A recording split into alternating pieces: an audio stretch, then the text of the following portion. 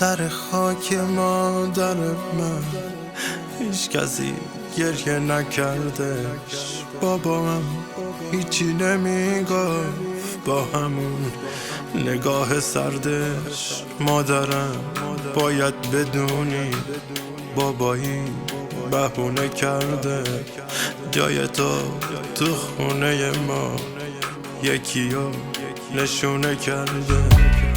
جای تو شبا میادش واسه من قصه میخونه. میدونه دوستش نداره ولی باز پیشم میمونه.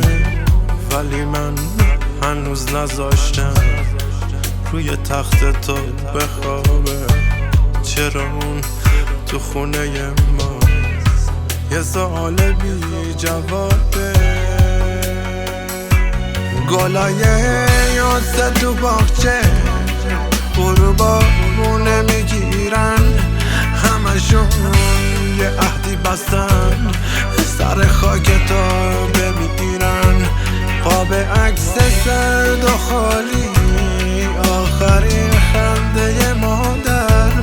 گل سری یادگاری ولی با گلای پرپر. گلای یاسه تو باغچه غروبا مونه میگیرن. همشون یه عهدی بستن سر خاک تو بمیرن. قاب عکس سرد و خالی آخرین خنده مادر.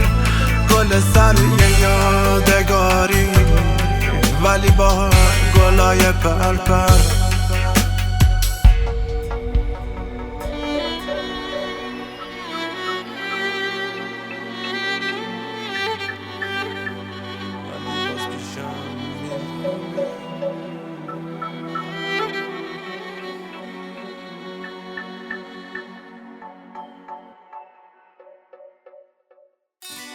سر خاک مادر من هیچ کسی گریه نکردش. بابام هیچی نمیگفت با همون نگاه سردش. مادرم باید بدونی بابایی بهونه کرده جای تو خونه ما یکیو نشونه کرده.